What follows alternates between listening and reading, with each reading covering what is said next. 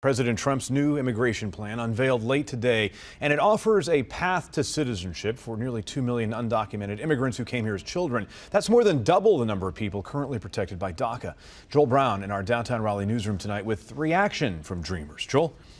And Steve, President Trump has taken some heat this week from members of his own party for not being clear on what he wants to see in an immigration deal. So what we got from the White House tonight starts to kind of clear that up. Of course, the big question here, what does this mean for Dreamers? We spoke to some local Dreamers tonight, many of whom have been fighting for years for a DREAM Act.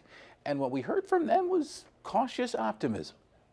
We're ready to compromise. I mean, yeah, I've been fighting since 2010. Viridiana Martinez and Cynthia Marroquin were both born in Mexico, live, work, and pay taxes in Raleigh, but their future in the U.S. hinges on what happens before the Trump administration's March 5th deadline for DACA to expire. It's not a perfect proposal, but no proposal I think it's perfect, but I think that's something where we can start working. The Deferred Action for Childhood Arrivals program covers roughly 690,000 younger immigrants, including Cynthia and Viridiana. The president's plan would expand the program by adjusting requirements covering nearly 2 million, and it bars the parents of Dreamers from lawful status. It restricts any new family-based immigration, just spouses and minor children would be allowed, and it ends new visa applications and cuts the diversity visa lottery program.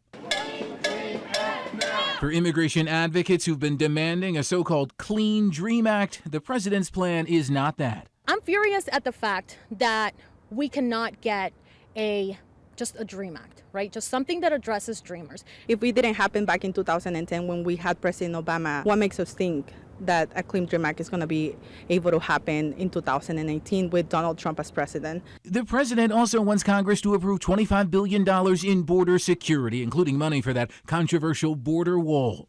I can tell you this, if you don't have a wall, you don't have DACA. As a taxpayer, I don't want to waste my money on a border wall. But if that is what is going to take to get us to pass something, then, we're willing to compromise. Willing to compromise, she says. Look, we also got this statement from Senator Tom Tillis' office tonight. Of course, Tillis has been very active on this issue. He said he applauds the president for releasing what he calls realistic framework. He goes on to say Congress needs to get this done for the good of the nation. Steve, Amber?